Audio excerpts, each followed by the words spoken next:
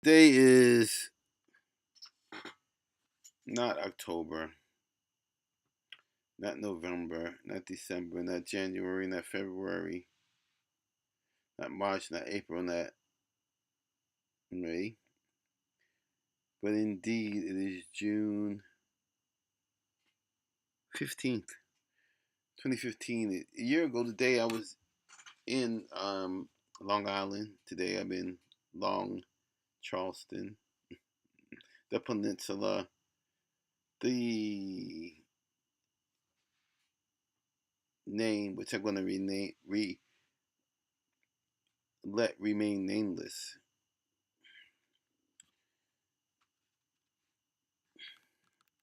Sometimes you don't have to you don't have to say anything. You can just let someone else breach. You have the right to remain silent. Anything you say can and will be used against you. Anything you say can and will be used against you. Do you understand? Go ahead. Before I start to share my story, I want to recite a poem that I wrote in the middle of the night last night, which really shows everything that I'm feeling right now. And it's a part of my healing process, writing. So,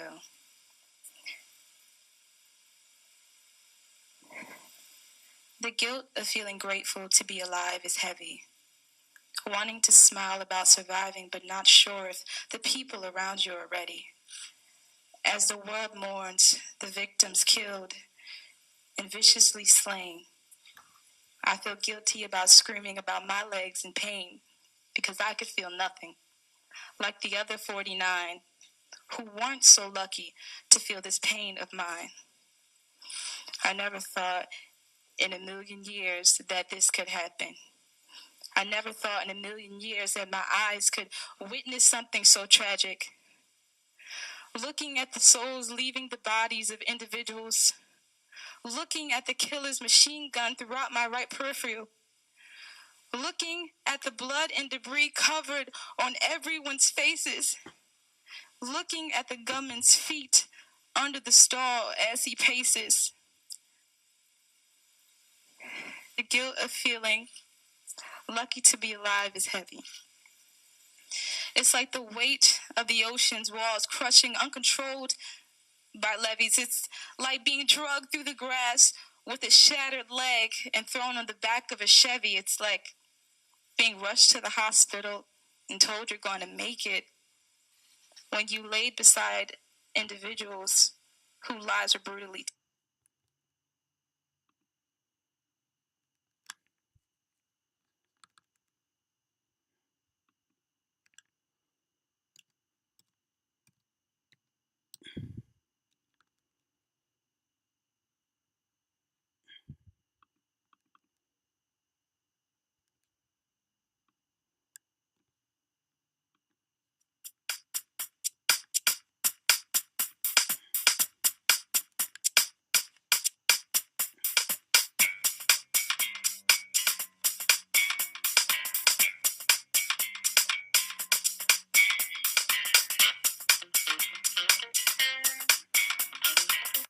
Okay, folks, we've got clear evidence here of another actor involved in this latest hoax, which is the Pulse shooting, which I do believe now is a hoax. I think we have enough evidence to support that.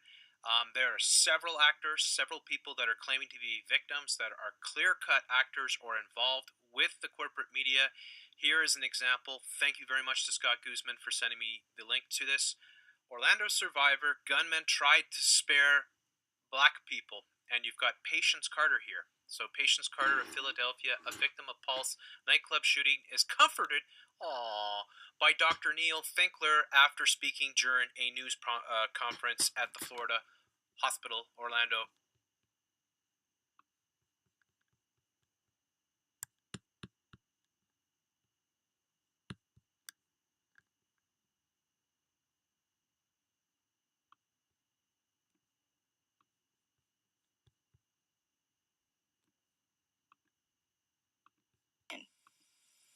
The guilt of being alive is heavy.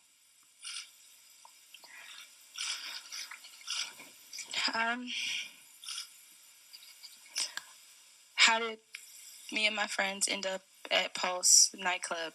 Well, we just got to Orlando, Florida from Philadelphia the night before.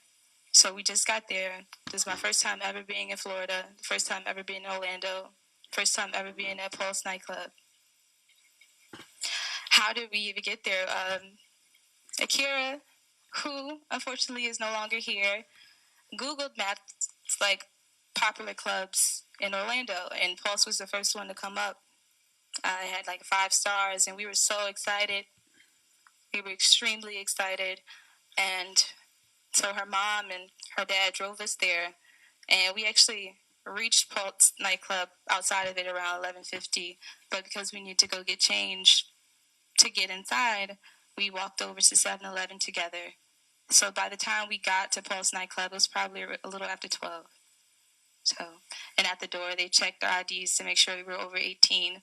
But the sweetest face greeted me right before I paid my $10. Her name was Amanda. She was one of the victims who unfortunately did not make it. She had glasses and her bang. I told her that her shoes were the cutest I've ever seen. She let me be her +1, so I didn't have to pay. So when we entered together, Amanda, Akira, and Tiara Parker, who's my best friend, we were all having a good time for a short period of time before Amanda actually disappeared. We didn't remember what happened to her. She said she was going to the bathroom because there are 3 parts of Pulse nightclub, as you all know now. There's a patio that's outside. There's a middle section, and there's an another indoor part where most of the live entertainment takes place back there. And at first, when we got in, we were hanging out in the middle section with Amanda. And then when she went to the bathroom, we waited for a while, but we realized she didn't come back, so we decided to go to the bathroom too because we had to go to the bathroom, and we didn't see her in there, so we just decided to go in the indoor part after that, like the back indoor part where the rest of the live entertainment was taking place. And we stayed there the rest of the night until the gunshots started, and we were having the time of our lives. Akira was the life of the party, literally, and everybody loved her. Everyone just adored her. Tiara Parker, who's her cousin, like, we were just all having like the night that we dreamed of going out. Like, literally, it was the best. It was the most beautiful bonding experience like any 3 girls could have on their first night out on vacation. And it wasn't until about 1:58 when I looked at Akira's phone and I turned to Tiara. I said, "So how are we getting home?" Tiara told me, "Oh, we're going to get an Uber." So she started to order the Uber. And a few seconds from her ordering the Uber and me asking that question, that's when we started hearing the gunshots going off in the middle section where we had left from. At first, we didn't know that there were gunshots. All right, I just wanted to just go ahead and insert here. You have the right to remain silent.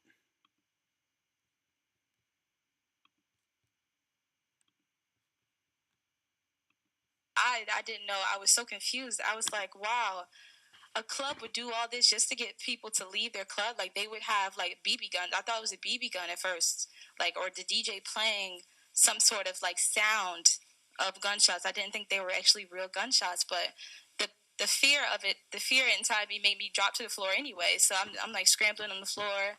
Tiara and Kiara run towards the bar, and I'm scooting backwards, not realizing that I'm about to go out the door, and it was actually the exit there. And I saw Kiara get up and run over to me, and I look up, and we're actually outside.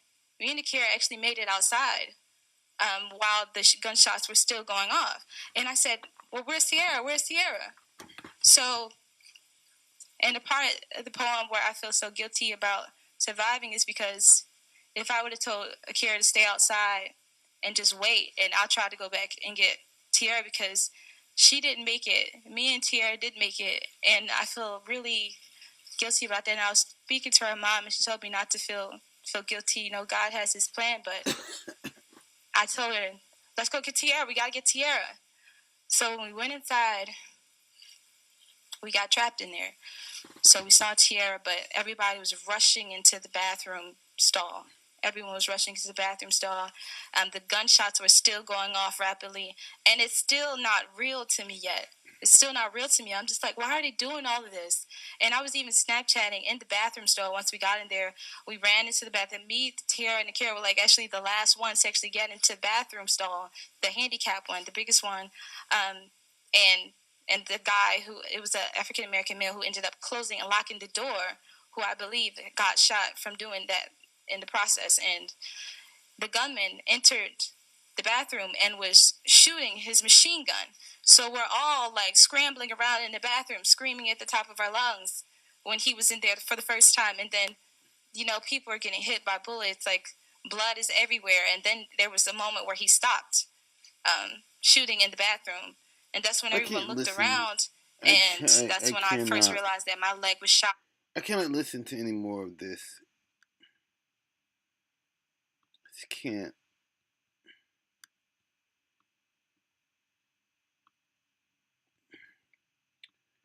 Hollywood clowning them mugs. And choose that. Okay, so let's just take a look a little bit into this story, of course, and how the corporate media spins it.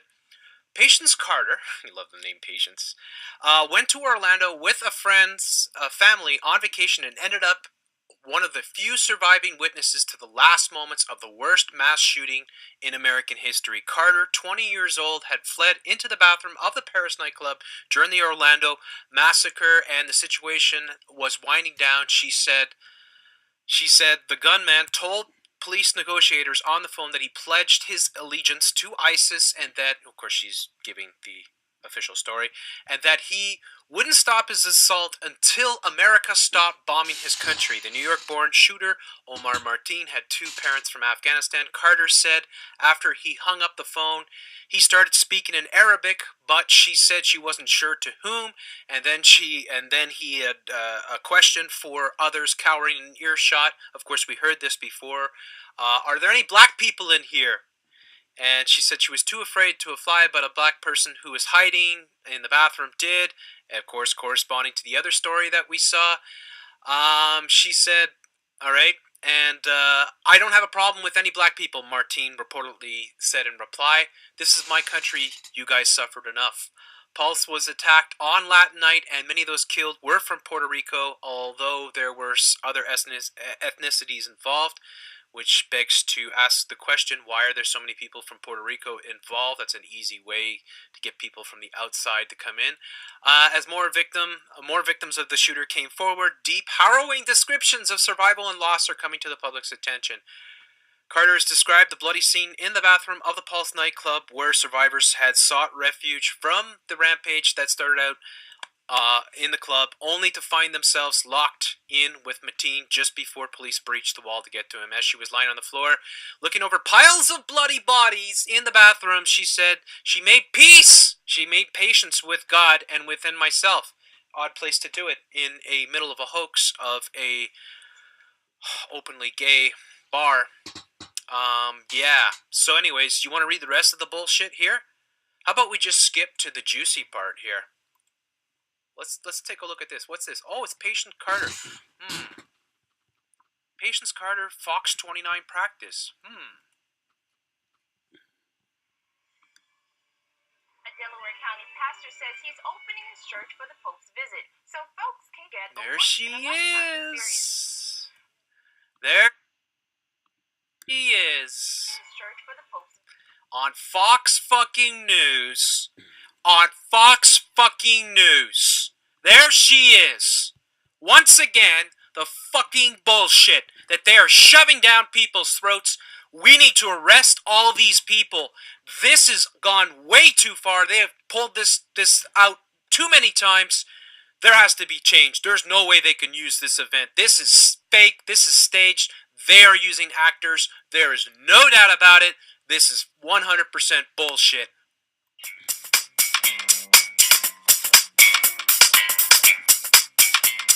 However, it is not bullshit that the black woman is always at the front of deception. The so-called black woman. I'm going to call her not black. I'm going to call her Eve. there were several other people shot and bleeding in the bathroom. That's when Akira, who didn't make it, realized she was shot in her arm, and I'm not sure if that was... Hey girl, where can I get a hair weave like that? With Propecia and a receding hairline. I just want to know, where can I get that look? Tierra also got shot in her side, but we were all pretty bad, and at that point we knew that this wasn't a game. This was very real, and this is something that was really happening to us right now. And it was shock. We just went from having the time of our lives to the worst night of our lives, all within a matter of minutes. So the gunman had stopped shooting for a while. I don't know where he went. You have the right to remain silent. Everybody has the right. Didn't make it, was inside of, and I could see his feet like scooting back as he heard the police outside. And the last thing that I heard before the police said, move away from the walls, because obviously they were about to bust through again. He said, "Hey, you," to someone on the floor inside the bathroom, and shot them. Shot another person, and then shot another person who happened to be directly behind me, who I'm told through the eyes of Tierra that shielded me with their own body to make sure that I wasn't hit. So, and I don't know who that person is. I don't know the name of that person, but if there's somewhere watching from, thank you. I put most of my weight on him to try to keep the weight off of my leg. And I actually saw Akira's phone right before I got out the wall, and I picked it up because I truly believed, like, after I was told she was breathing, that her pulse was still going, that I would be able to get that phone back to her. Once we got back into the hospital. So they pulled me out the wall. I couldn't walk, so the SWAT team member had to drag me by my arms through the grass with my leg. It's pretty bad, but they were able to get it back together. The bullet had shattered my femur bone in my right leg, and the bullet had went through my left leg. So I didn't even know I was shot in my left leg until they cut my clothes off in the ambulance and told me, like, you have another bullet wound under your left thigh. So I'm still here.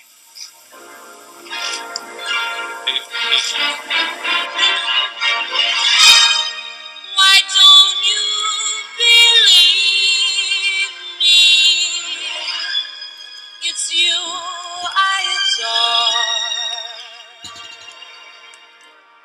Forever and ever.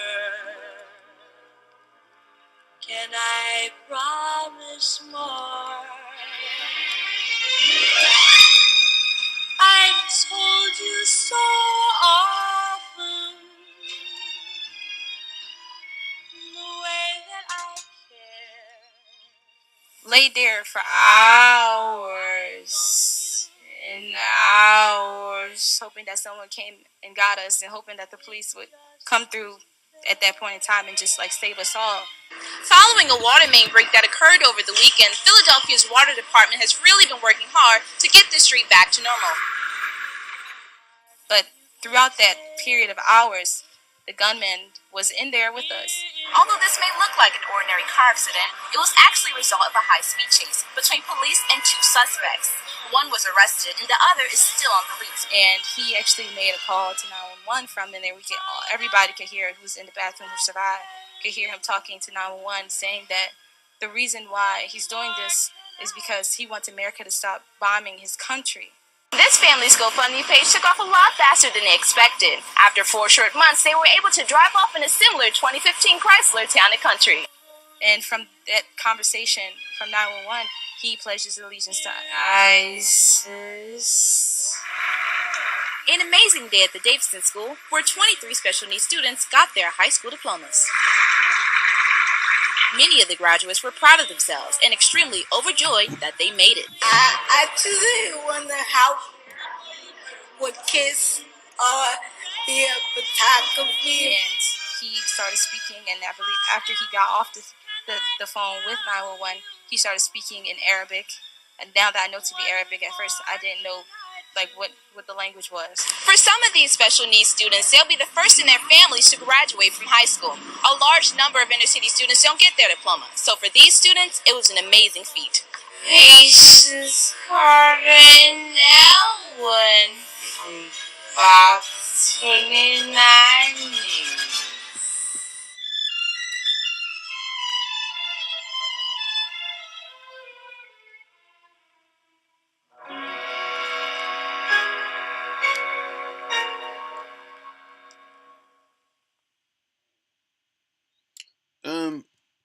I always say, where there's one, there's no fun.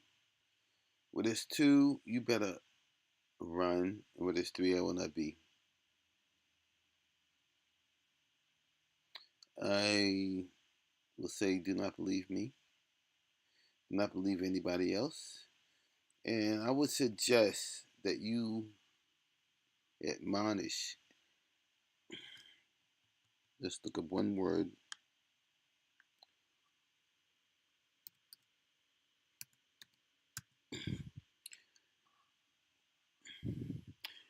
Admonish, warn, or reprimand someone firmly. She admonished me for appearing at breakfast unshaven. You mustn't say that Shinan admonished her. All right.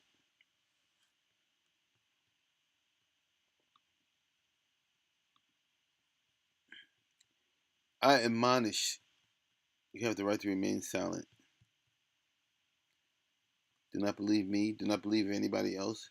Make your own videos. Do your own research. I don't love them hoes. That is Snoop Doggy Dogg. Good night.